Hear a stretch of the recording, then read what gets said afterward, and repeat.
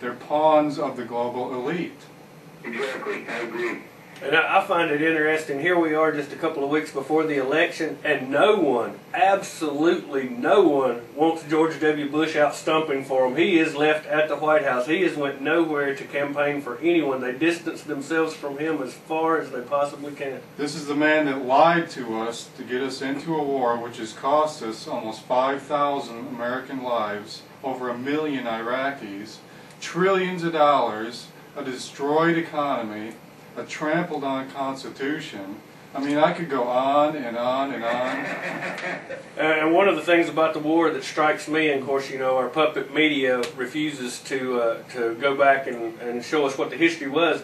Bush promised this war would pay for itself. Remember that? This war was going to pay for itself, and of course, some of the American people was sucker enough to believe that. And here, what is it it's cost now? How many trillions? Yeah. I mean, trillions, and we're borrowing the money. It's not like we've got it in a big bank over here. Well, we'll just spend these trillions on this war. We're borrowing it and printing it out of thin air, which is destroying our economy. And I appreciate you calling in. Is there anything else you'd like to add today, sir? Well, yeah, the one thing I'd like to add, Bill, is this morning's paper, there was a small article where the U.S. government is trying to teach the Iraqi government how to spend money faster. I saw that. It seems I saw that also. Well, the good news is no one on planet Earth can teach them how to spend money better than the United States government. Amen.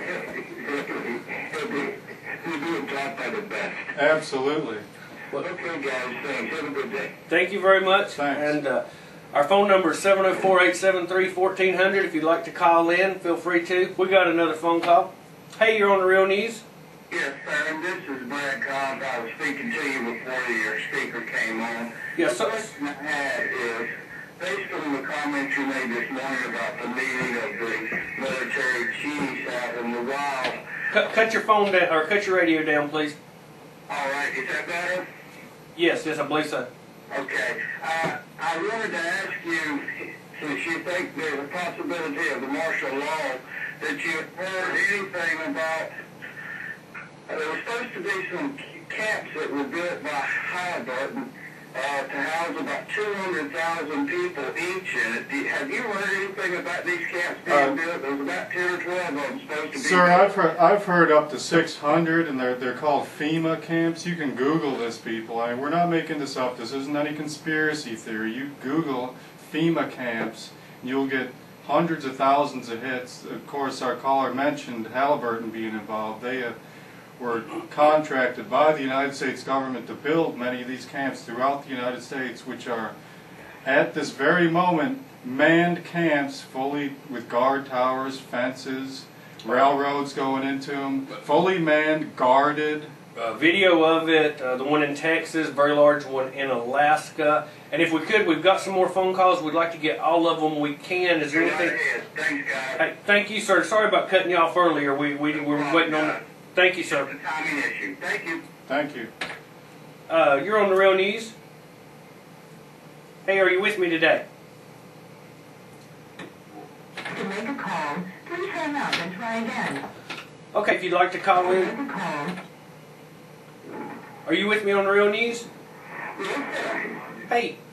Hey, and listen, all those camps that fellow was talking about, I heard about 5 or 6 years ago that some of our military had been sent out to the Midwest for those Japanese encampments that we had a long time ago had all been refurbished. Yes, I've also heard that those Japanese internment camps had been refurbished. I believe there's one located in North Carolina somewhere also. I believe it was around Oxford or Butner. Hey, I want to thank you for calling in. Is there anything else you'd like to add today? No, that's all, sir. Have a good day. Thank you. We got one more phone call. Hey. Good afternoon. Hey, you doing all How right? you doing? My question is, why in the world it seems like when the Democrats go in, we get out of debt, and then when Republican parties go in, we end up so far in debt you can't see daylight. Why are we bickering against each other when it's really everybody's fault? It's in Washington that's caused up this problem, and why are they wasting more lobbying and doing things that they have no business doing, wasting our tax dollars for that when they won't even fix the highways. Well, I agree with you. I don't support either party one more than the other. I blame them both. Both parties has had a chance at this thing, and under the Bush administration, he has put us in a massive amount of debt. Like it or not, the Republicans had it from 2000 to 2006, and look what they managed to accomplish during those 6 years. Democrats had it for the last 2 years, hadn't done nothing. The problem here is a third-party candidacy cannot win in America. They don't have a chance, so we're stuck with either a Democrat or Republican every time. Just like North Carolina being such a sorry state that it's about impossible for a candidate to get on the ballot.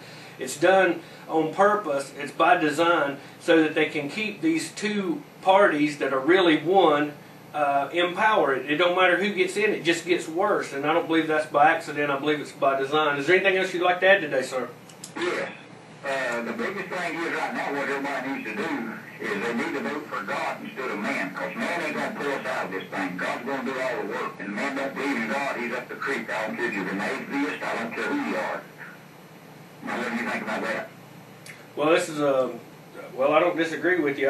This is a forum for the listeners. You can call in and say what's on your mind. And is there anything else you'd like to add? We've got a couple things we need to do before we go out. Thank you. Hey, thank you for calling in. And again, this is a forum for the listener. You can call in and state your opinions. You don't have to agree with us. You can disagree respectively, and that's what we're here for on The Real News. And like I said, our time will be going to 10 o'clock approximately around the 22nd of November.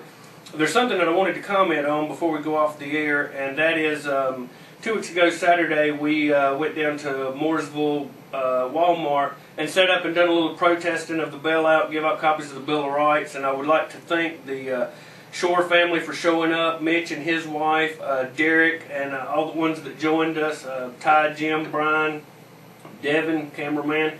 But we were protesting. It's on our website if you'd like to look at the video. We knew we were on private property, so about an hour and 15, 20 minutes into it, the police come, ask us to stop.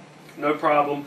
We were going to move to public property to protest. We were informed that you cannot protest on public property in the city of Mooresville without a permit, which is nothing more than permission. We had them fax us a copy of what's involved, and I'd like to let you know that to give out a copy of the Bill of Rights in the city of Mooresville on public property, you have to let them know where the activity will be performed, the times, what you plan to do, if you're going to use signs, if you're going to use bullhorns, how many people will be under the age of 18, the approximate number of the people, who's in charge, the purpose of the activity, any mechanical devices that's involved, and I'm reading now from this, the conduct of the activity shall be at all times under the supervision and control of the Mooresville Police Department. The Chief of Police, or in his absence, the next highest ranking officer, shall revoke any permit granted for any event, for any violation by any participant of this section. While picketing, and this is really where it gets good, the number of persons shall be limited to 10 persons per block or street or sidewalk. Pickets shall be in continuous motion, shall march in a single file line, and may not march closer together than 15 feet. And you have to give them all this information 72 hours in advance so that they can permit you to exercise your First Amendment constitutional rights. It's a sad day in America.